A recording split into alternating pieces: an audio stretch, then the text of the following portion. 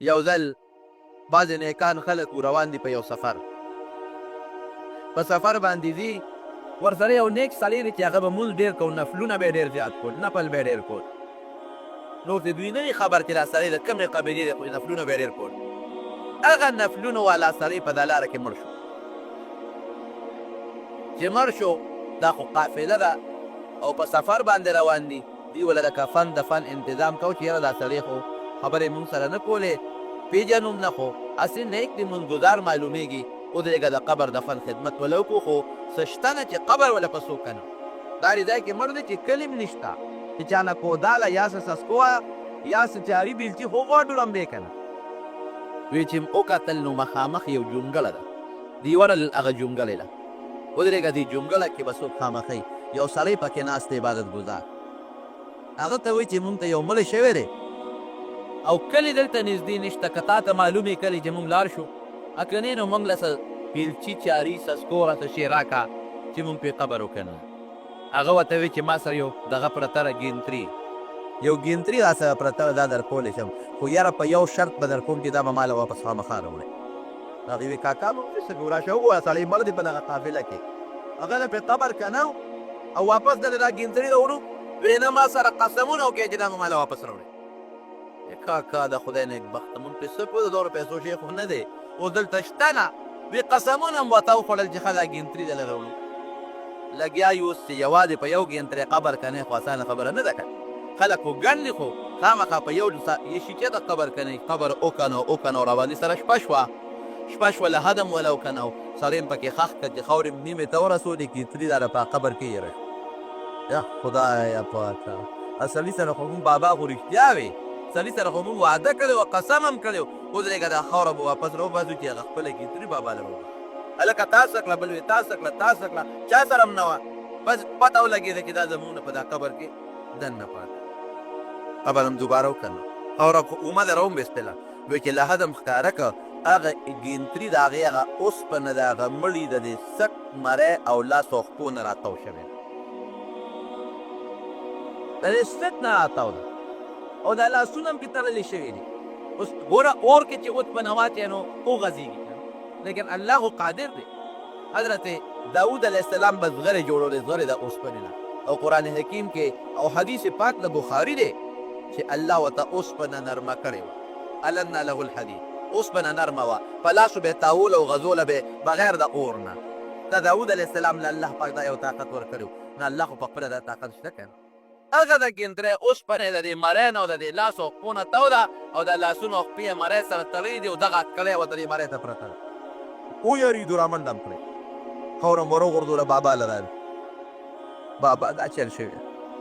هغه ګینتري ستا چې ده نو هغې سره خو دا چل شوی خو خیر تا سره مونږ قسم کړی دی هر څنګه چې مونږ ته کلی ښار چې مونږ لاړ شو هر څومره مزل چې وي تا له په بیه ګینتۍ راوړېدله نه دا بس وي ما له مه راوړئ زما مسله حل شوه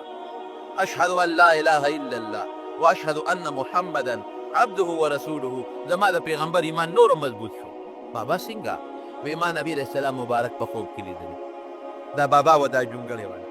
ما نبی علیه السلام مبارک په خوب کې لیدلی او ما ته په خوب کې چې دا ګیندري سنبال کا دا د نه ضایع نه شي څوک یې پټه نه کي او دا د نه روکه نه شي دا به سنبال ساتې ښه د الله رسوله بلکل به سنبال ساتم په دې به څه کومه وی یو سړی دی چې هغه ابوبکر او عمر ته کنځلې کوي چې مړ شي دا به د هغه لاسونه او سټ ته پرېږدي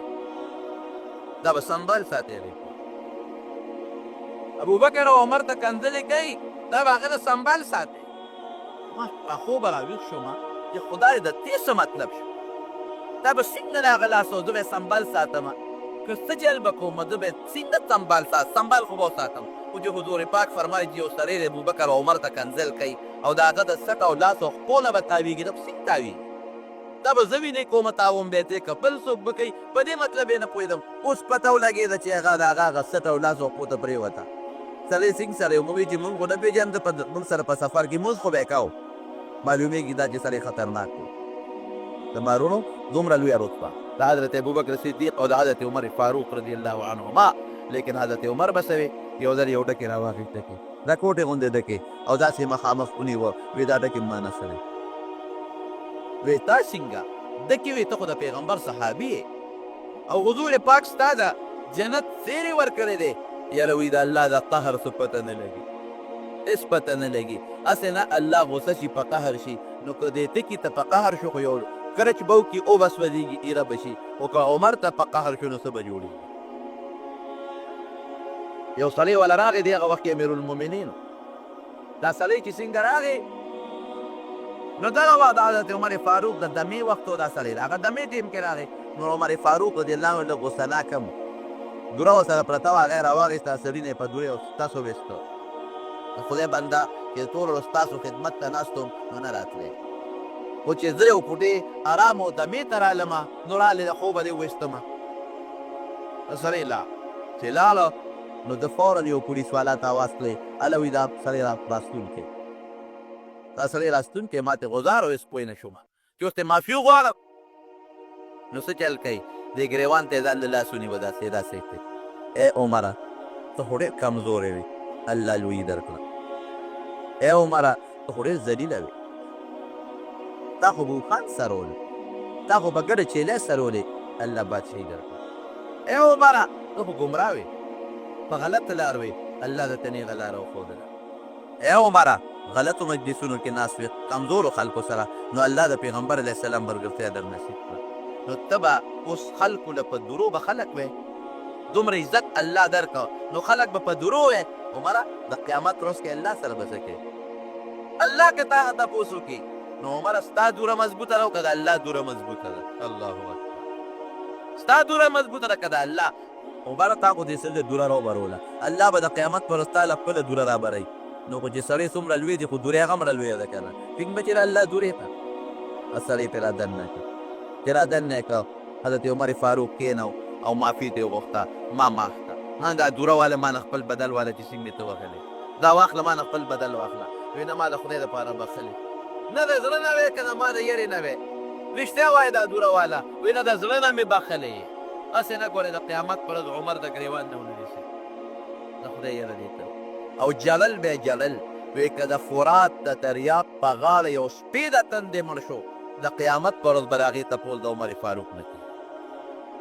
سپی ولې تندې مري؟ یا دریاب غاړه د خوبري وسکي که نه، د دریاب په غاړه د تندې مړ شو تپوس پې د حضرت عمر فاروق نه کېږي. ورونو دا د هغه په زړه کې یره وه یره. یو غلام اسلم یو ځل د شپې بار ووت ګرځېدو، وی جړی یې واورېده، یو خیمه لګېدلې د خیمې نه جړه راځي. ما ته وی اسلمه ته راځه له غوندې ورشو دې خیمه کې جوړ څه څوک پر بیماري څه چل بی. چې ورلو یو بوډی ښځه ده په خیمه کې،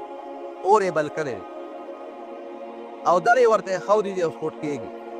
حضرت عمر فاروق رضی الله عنه دې تپوس کوي بوډی دا ولې جلا ده؟ دا زما ماشومان بچي دي جاري. بوډی ولې جاري؟ اوږې دي اوږې، خوراک درک نه لګي. څه دې ولې باندې کړې؟ زر پوه پاخه که چې د ماشومانو جلا ختمه شي. وی دې کې خو څه نشته په دې کټوی کې، وی دې کې څه دي؟ وي کاڼي دي پکې او پکې اوبه مې چولي دي او اور مې بل کړی دی. نو کانو ته اور ولې بلې؟ وی دا ماشومان مې په تمه کړي چې جلا قلاره شي. دیو په تمه چې راته څه شی پخېږي مې ترې څه نشته، نو ده په دې تمه کې که چې د خوب ورغې وده شو. حضرت عمر ورته وی بوډی امیرالمؤمنین له ولې نه راځي؟ د مسلمانانو بادشاه له ولې نه راځي؟ وی چا له؟ وی عمر ته که د مسلمانانو بادشاه له ځان و د یاري خو بوډی خو یې پېژنې نه. وی د قیامت ورځ به یو امیرالمؤمنین به یو زما ګلاس به یې ښه د خدای دربار ته به یې راکاږي. راځي به که نه؟ اوس د کوي امیرالمؤمنین مزې او د قیامت ورځ د بوډۍ زما لاس او د هغه ګریوان د خدای دربار ته به راکاږي چې د عمر بادشاهۍ کې زما بچي د شپې نار نه و نو درک یې نه لګېده. وایي چې دا خبره وکړو داسې ټوپ وه، ویښتې غونې غونې ودرېدل. وایي بوډۍ تا نه امیرالمؤمنین څه خبر دی؟ ته ورته ووایه نو که څه شی یې درد نه که نو بیا ستا خبره ټیک ده. وایي چې ما نه ځان نه شي خبرولی نو بیا بادشاهي ولې کوي؟ باس سره اوچت شو را روان شو. چې را روان شو هغه غلام ته هله شابه لار بیت المال ته او یو غټه بوجه یې د اوړو نه او د ستوانو نه او د زیتون د تیلو دا راډکه کړه او دونه یې پکې سامان واچو. وایي ما ته وایي شابه راپشی که. وایي مې چې نه صاحب زه د غلام یم دا به ما ته راپشا کې زه به اوچتم. وایي ښه دا پیټې خو به مې ته یوسې خو د قیامت په ورځ به مې پیټې څوک وړي. ولا تزر وازرة وزر اخرى. د قیامت پر ورځ د یو بل پیټې څوک نه شي وړي، هر سړی به خپل پند وړي. وایي بس زورور شو هغه پند مې ورته په شا کړ. نو چې کوم سړی شي نه شي وړي نو هغه چته پریښي. ما یو ځل د ګنو یو ګېرښه په اوږه کړه د پټي نه، نو ما چته راوړې ښه، نو کله به مې یو په یو دو پیله تله او کله به بله بله دو پیله تله، بیا اخره کې خپې په رپېدو چې بس ګېډۍ خوا پرېوته او دا بل طرف ته پرېوته. چې څوک یو بل زما نه راکوټې غوندې یو هلک راغی او دې صحیح کړمه، استاد یې ولېږه، هغه ګېډۍ په یو لاس بیا ورېږه هلکه دې ته اوچته کړو، وینل وان دی پرېږده، هغه را په اوچته کړه کوره پورې راغله. راکوټې ومه. دا د بلدتیا خبره ده. یو سړی بلدي نو د طاقت خبره نه ده. حضرت عمر خو بلد نو، وی چې بوجۍ مې ور په شا کړه، وی دا خپې به یې کږې وږې تلې راتلې. امیرالمؤمنین دی که د مسلمانانو بادشاه دی، اوس زرداري به دې یوسې بوج قیامت پر ورځ به دې بوجۍ وړي. دا بادشاهان، دا ظالمان، دا حکمران طبقه د قوم په پیسو خو نن لوبې کوي، لوبې قوم یې تباه او برباد کې لوبې کوي، خو د قیامت پر ورځ به دا ستاسو بوجونه بیا وړي. دلته جنوړ قیامت پر ورځ وړي. دا د یو سړی نه وي چې پردی د قوم مال مې وخوړه او ګنې بس دا مال مباحه مال د چار څه مې ورسره وکړل، دا به وځي پاتې کېږي به او ووتل د دې حکمرانانو طبقې نه کم یو ځان سره یوړل. لومړي د مارونو وی ابوجۍ یې وړله او د خیمې مخکې وغورځولو. ابوجۍ ته ویله د شپې د راکړه صفا کاغذ نه سوره واچولو، څه زیتون تېل یې واچولو او څه کجورې مجورې یې واچولې او هغې پسې اور بلې الواتې جوړوي. وی خیر، وی ما ورته وی چې صاحب دې خوا کا، وی تا خوا چې ته به غږ نه کوې، وی اور نه بلېده، وی پوکې به یې ورکو. وی زما د قسم یې غلام وی چې د عمر د ګنې ګیرې نه ما په خپله لیدل چې هغه لوګې پورې را پورې ورته راوته. وی چې کله یې هغه حلوا پخه کړله، وی ما چې زه چې ځو که نه صاحب بې نه صبر وکړه، ماشومان یې ماړه کړل. چې باله یې کړله، ما ورته چې صاحب شپه نیمه تېره کړه، زه چې ځو، وی ته لږ صبر وکړه، دا ماشومان مې په جلا لیدي دي چې په خنده ووینم نو هله به ځم. چې ماشومان مالو چې یو بل سره په لوبو ټوکو شو، وی بوډۍ داسې وکړه چې سبا د امیرالمؤمنین دربار ته راشه چې څه وظیفه ده د مقرر. وی ما امیرالمؤمنین څه پېژني؟ هغه وی نه پېژني که نه چې دا دی. وی زه ته سبا راشه زه به هلته یم، زه به درته سپارښت وکړم. چې واپس رالو سبا دربار به څو خو د مسجد نبوي محراب به وکړم، بل څه داسې تخت شاهي نو. بوډۍ چې څنګه راورسېدله اوس خلک ده ته وایي امیرالمؤمنین. بوډۍ چې وکتل بس په رپېدو شو چې اوهو بېګا خو مې په ده بوجۍ راوړې ده، اور مې پرې بل کړی دی، دا مې څه غلطي کړې ده. بوډۍ په یاره شو، ویې ونیسې بوډۍ دلته راولې تېری وسته او کېنوله، د بیت المال نه مستقله وظیفه یې وله مقرر کړه. بوډۍ او بوډۍ ورته دعا وکړه رښتیا چې کوم وخت کې بچي ماله شو، بوډۍ ورته وایي وی بچې، وی خدای د عمر په دې تا بادشاهي، عمر د بادشاهۍ لایق نه دی، ته د بادشاهۍ لایق یې، ستا په دې دې خدای بادشاه کړي. وی ته سبا راشه نو زه به هلته یم، بیا سپارښت به درله وکړم. بوډۍ د مټه راونیوله. بوډۍ خو پوه شوه چې بېګا خو خدمت ده کړی دی، وی نه یارېږه مه، اوس به څه وی د خدای په دربار کې. پرون خو دې وی چې زما به لاسي او د عمر به ګرېواني، اوس به څه کوې د خدای په دربار کې؟ وی اوس به د الله په دربار کې دا ګوی ورکومه چې الله ما ته د بیت المال حق عمر پوره په پوره را رسولی. ظالم بادشاه نه دی، انصافدار بادشاه دی. یو ځل یو خبره وکړه، وی که الله د قیامت په ورځ باندې اعلان وکړي چې ټول خلک د دوزخ ته یو د جنت ته لاړ شي بالفرض، ده که نه فرض خبره بالفرض که الله اعلان وکړي چې ټول د دوزخ ته ځي، صرف یو کس به جنت ته ځي، وی ابه یم چې ابه عمر وي. وی د الله د رحم نه مې دومره تمه شته. او که بالفرض الله اعلان وکړ چې ټول د جنت ته ځي، ابو جهل او فرعون نیم ځي بالفرض، او یو کس به دوزخ ته ځي، وی ابه یم چې هغه به عمر وي. دونه به یېرېده. د بارونو کمال په دغه څیز کې دی چې د سړي په زړه کې د آخرت یره یره. دی به پردي مال ته هم نه ټینګوي، پردي مال به هم نه خوري، دی به ظلم هم نه کوي، ظالم به هم نه جوړېږي، دی به د مظلوم نه څپېړ هم نه وباسي، دی به ګاونډي سره هم زیاتې نه کوي، دی به د پلار سره هم ظلم نه کوي، دی به د مور هم خیال ساتي، دی به د بچو هم څه ښه تربیت کوي، دی به د ګاونډي سره هم ښه سلوک کوي، دی به ټګي او دوکه هم نه کوي. دا خو موږ هر څه هله کوو چې موږ سره د آخرت سوچ نشته. موږ وایو زموږ خو دنیا ده، راشه اسخاټه واټر به پرې روغ وباسو. زه راشه مړه دا بل پرېږدوه کمزوری دی، او زه به د ده راشه وتل دی زه به یې یوسم، د ده دا فاټ دی زه به یې یوسم، د ده دا پټي دا غلا دا به زه وکړم، د ده دا پټې دی. ګوره جناب هر څه بس دا سوچ وکړې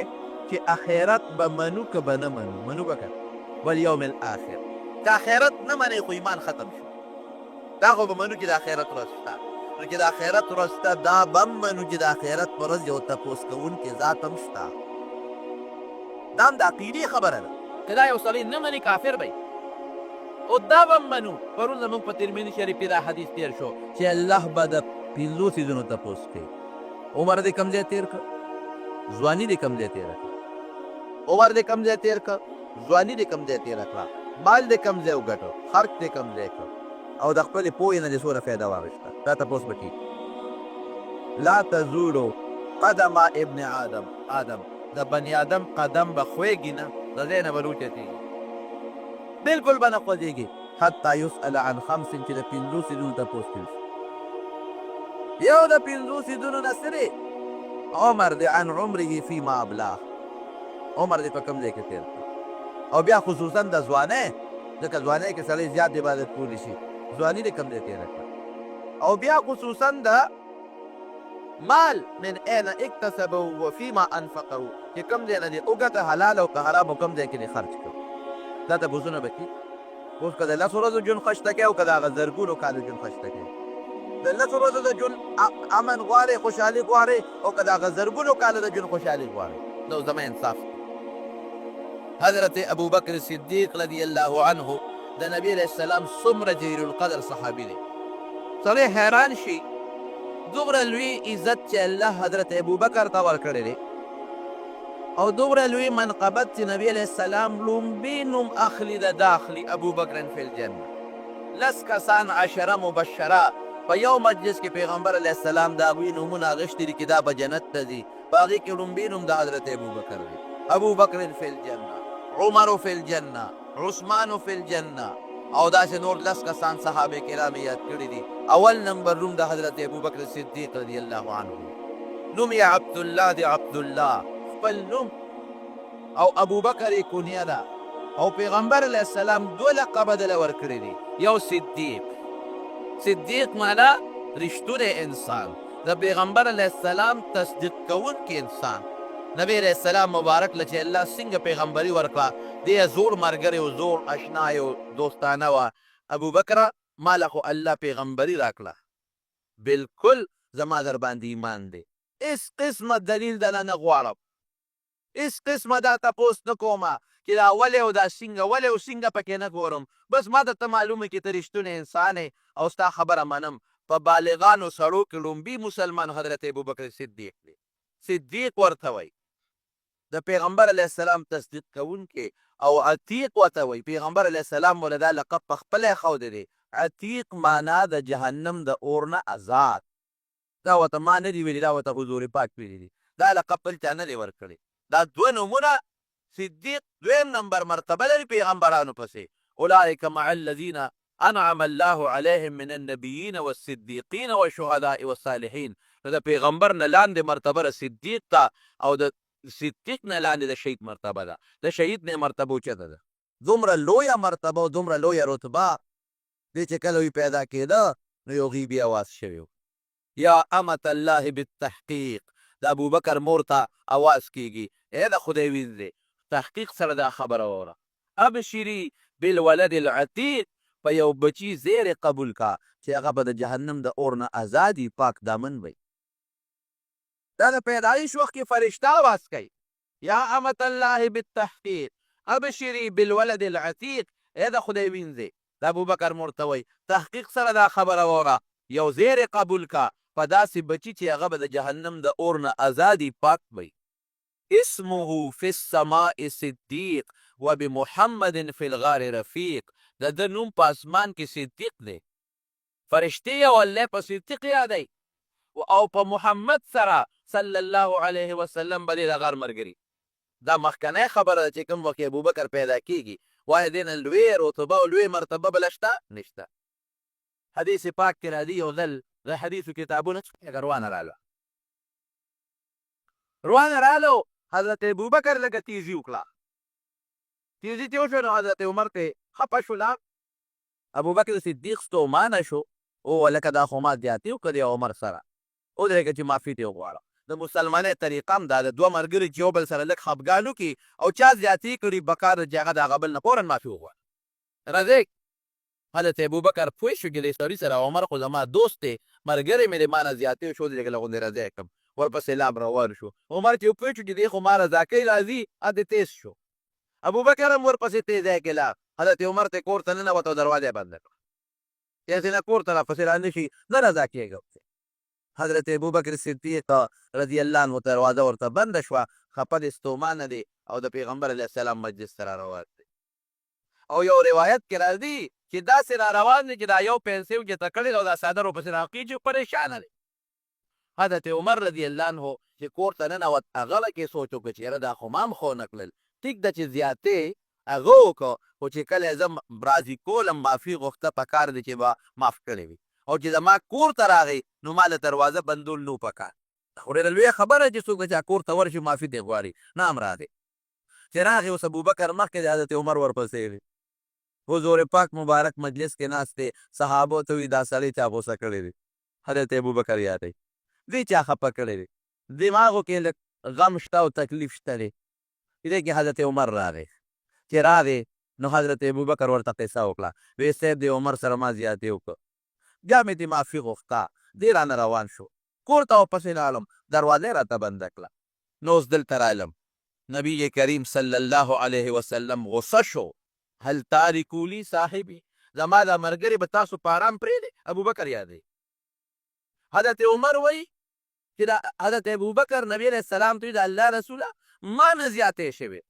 عمر نه نه دی شوې، ما نه شوې دی. او پیغمبر علیه السلام د هغې د پاسه حضرت عمر ته غوسه و، زما دا ملګري به پرېږدی تاسو په اره؟ دی بیا وی الله رسوله ما نه زیاتې شوی دی. نبی علیہ السلام سو فرمایل الله اکبر، وی زما دا ملګری په ارام پرېږدی، دله تکلیف مو ورکوئ. وی یو وخت و چې ما وی زه د الله رسول یم، تاسو ټولو وی دروغ وی، ابوبکر وی رښتیا وی، تاسو ټولو وی دروغ وی، او واحد ابوبکر و چې ده وی چې رښتیا وی. حضرت عمر هم معافي وغوښته. ګوره دې نه څه معلومه شوه چې څومره مینه وه د رسول الله مبارک د حضرت ابوبکر صدیق سره، او د خپل وفات په نه مخکې بیماری کې په خپله مصله حضرت ابوبکر صدیق ودرو، بل څوک یې نه ودرو. حضرت عایشه صدیقه فرمایي چې ما ته نبي علیه السلام وفرمایل مرو ابا بکر فلیصلي بالناس، ابوبکر ته حکم وکړئ چې خلکو ته مخکې لمونځ وکړي. وی ما ورته ووایي چې د الله رسوله ابوبکر خو پړه نرم دی، رجل اسیف دی، خو نرم دله دی، لا یقوم مقامک، ستا په ځای نشي ودرېدی. فمر عمر ته حکم وکړه چې هغه ستا په ځای ودرېږي. نبی علیه السلام بیا وایي مرو ابا بکر فلیصلي بالناس، ابوبکر ته حکم وکړئ چې زما په ځای خلکو ته لمونځ وکړي. عایشه صدیقه رضی الله عنها حضرت حفصې ته وایي بله بیبي ده، د عمر لور ده، چې ته ورته ووایه. هغه راله نبی علیه السلام ته ووایي ابوبکر ستا په ځای نشي ودرېدی، د زړه نه نرم دی، جلا ورځي، نو ته عمر ته ووایه. حضور پاک پرې غصه شو، وی انتن صواحب یوسف، وی تاسو مغه د یوسف علیه السلام د زمانې ښځې یې چې هغه درنه اور کې ولاړ و، ما لم تکلیف راکوي، خبره نه منې. فورا ابوبکر ته حکم وکړئ چې زما په ځای مانځه ته ودرېږي. بیا حضرت ابوبکر مخکې شو. نو د پیغمبر علیه السلام د بیمارۍ په دوران کې امامتي حضرت ابوبکر صدیق رضی الله عنه کړې ده. او یو ځل حضور پاک مبارک جومات ته راووته، یو عجیبه خبره یې وکړه. وی الله یو بنده له اختیار ورکړه چې دنیا کې پاتې کېدل غواړي او که آخرت ته تلل غواړي، د الله ملاقات له تلل غواړي، ځان یې یاد کړه خو خپل نوم یې وانه غېشته. یو بنده له الله اختیار ورکړه چې دنیا غواړي که د الله ملاقات غواړي، الله سره چې کوم نعمتونه دی هغه غواړي. وی هغه بنده دنیا غوره نه کړه او د الله خوښه یې خوښه کړه، د الله ملاقات یې خوښ کړه. حضرت ابوبکر په ژړا شو. صحابه خو پې پوه نه، صحابه وی دا بوډا هسې بې ځایه ژاړي. وی نبي علیه السلام خو یو مثال دی، یو بنده ورکړه، یو بنده له الله اختیار ورکړه، ځان خو یې نه دی یاد کړی. صحابه وی وروستو مونږ پوه شو چې مونږ نه پوهېږو، د ابوبکر پوه و چې دا بنده بل څوک نو، دا حضور پاک خپل ځان یاد کړی دی. خو مونږ پوه نه شو، حضرت ابوبکر صدیق ورباندې پوه شو. دومره مینه جومات کې اعلان وکړ، دوه اعلانه کوي چې څومره دروازې دي جومات ته ټولې بندې کړئ بغیر د ابوبکر د کړکۍ نه، ټولې بندې کړئ. نن نه پس به جومات ته د چا کړکۍ نه، خلکو جومات ته دروازې کړې وې او په هغې به جومات ته داخلېدل، وی دا بند کړئ، بل طرف ته دروازې وباسئ. یا ابوبکر دروازه به کوله وي او عجیبه خبره کوي وی چې د چا په ما احسان و امې وله ټول په دنیا کې خلاص کړی دی په ما دی چې احسان نشته که ما سره چا ښېګله کړې ده چې احسان کړی دی امې دنیا کې هر چا له خلاص کړي دي یو د ابوبکر احسان مې په غاړه پروت دی د هغه بدل به څنګه تل کوو هغه له به د هغه د احسان بدل الله د قیامت پر ورځ ورکوي دا ډېر اوچته خبره ده او نبی علیه السلام فرمایي چې زما په امت کې لومبي جنت ته به حضرت ابوبکر صدیق داخلېږي دا څومره لویه خبره ده لیکن په زړه کې د الله یره څومره درونو خبره دې پورې ده یو باز ته راغې پکې یو مرغۍ وه مرغۍ چغېدا کله به دانه راوخوړه او کله به اوبو له لاړه اوبه به یې راواغېستې په مکوکه کې واقعي چې سړی ورته سوچ کوي عجیبه منظرې کله به یې د اونې نه بیا یو دانه روشوبوله او به یې خوړه او کله به بیا داړه اوبوله او د هغه اوبو نه به یو څاڅکې اوبه وڅښئ نو دې ورته ودرېده افسوس چې دا مرغۍ وې څه ښه به وه دا مرغۍ هم زما نښه ده که مړه شوه او مرګ پرې راغی غم ولې نشته خبره خلاصه شوه ابوبکره داسې کړې مرۍ ته خپل لاس ته ګوتې واچولې ابوبکره که تا له مرګ راغی او د مرګ سره الله راونیولې خلاصوي به دې څوک په جړا شو په جړا او دا ګیام زمانه ښه ده بې څاروی به اخري ختمه به شي دا خشاک هم زمانه ښه دی اور ته به وغورځولې چې او به سوځي ابوبکره که تا ته الله غوسه شو او راوینیولې څوک به دې خلاصوي ختمېدل خو بیا نشته ولتنظر نفس ما قدمت لغد اتقوا الله الله نه ویریږي دا الله یره پړه کې بهترین صفت د انسان د کامیابۍ په زړه کې د پروردګار یره ده یره چې دې پړه کې وي قسم دې ټیک ټاک په روان دی یره چې دې پړه کې نه ګوره چې یو سړی یو عدالت ته لاړ شي هلته جج یا یو افسري چې څومره په دغه ولاړي په ارام ولاړي نه لاس لقوي نه د خولې نه ټکې وباسي هسې نه خولې نه مې څه وخېږي او جج وایي چې تا خو د عدالت توهین وکړه یو شپږ میاشتې جیل وله ورکړه تاڼې ته لاړ شي د هغه پولیس والا په مخ کې څومره په ادب سره یې ولاړي هسې نه هغه تاڼهدار راپسې کوټک راوچت کړي او بین ته راوچت کړي ښه دلته مستي کې چې په زړه کې یاره پرته وي سړی په ادب وي دا زړه که نه ده خو چې یاره پرې کښېني بې مهاره اوښتې بې مهاره اوښتې په کم طرف ورغی هغه غوی دی هغه د غوبل چې بس په یره یې پړله کې نشته خو چې په کوم ګوټې ور منډه کړې تښتي به اصل سیز یره ده یره لمن خاف مقام ربه جنتان رب العالمین فرمایي چې د چا په زړه کې هم د الله یری چې الله ته مخامخ کېږم ما نه به تپوس کوي نو دله یو جنت نه دی برغ برغ جنتونه پروردګار ورکوي نو حضرت ابوبکر څومره لوی سړی دی څومره لوی شخصیت دی یره یې په زړه کې د الله څومره ده څومره یره او حضرت عمر فاروق رضی الله عنه څومره لوی سړی دی صحابو کې د دویمې درجې صحابي دی دویم نمبر حضور پاک کې نوم اخلي د ده اخلي یو ځل حضرت ابوبکر او نبی علیہ السلام او حضرت عمر رضی الله عنهما یو لاس حضرت ابوبکر ونیوه پخې لاس دی او ګس لاس حضرت عمر ونیوه په میاس کې پیغمبر علیہ السلام دی او وی فرمایل هکذا نبعث یوم القیامت وی د قیامت پر ورځ به موږ د قبرونو دقسې پاسو عجیبه پیشنګویي هم دقسې وشوه د حضور پاک مبارک سره په هغه کوټه مبارکه کې د دواړو قبرونه دي حضرت ابوبکر صدیق او حضرت عمر فاروق پیشنګویي مخکنی ده هکذا نبعث یوم القیامت قیامت پر ورځ به دقسې پاسو حضرت عایشه صدیقه فرمایي وی خوب مې ولیده چې زه په خپل کور کې ناست یم یو سپومۍ راوخته او چې د اسمان دې سر ته ورسېده نو د ما دې غېږ کې راپرېوته بیا دویمه سپومۍ راوچته شوه همې دې غېږ کې راپرېوته بیا دریمه راوچته شوه د اسمان دې منځ ته وخته همې دې غېږ کې راپرېوته بابا ته مې الوی حضرت ابوبکر د بابا داسې خوب مې ولیده وی غږ یې ونه کړه چې کله حضور پاک مبارک وفات شو او د عایشې په کوټه کې دفن شو وی عایشې هذا احد اقمارک وی دا د هغه یوه سپومۍ ده کوټه کې د غېږ کې پرېوتله او دویم انتظار کوه دویمه بیا حضرت ابوبکر صدیق راغی په کوټه کې دفن شو او دریمه سپومۍ حضرت عمر فاروق رضی الله عنه د هغې په کوټه کې دفن شو نبی کریم صلی الله علیه وسلم فرمایي وی که زما نه پس پیغمبر وی لو کان بعدی نبیا لکان عمر که زما نه پس بل پیغمبر وی ما نه پس پیغمبر نه راځي اب حضرت عمر فاروق به وی دا ډېره لویه مرتبه ده ډېره لویه رتبه ده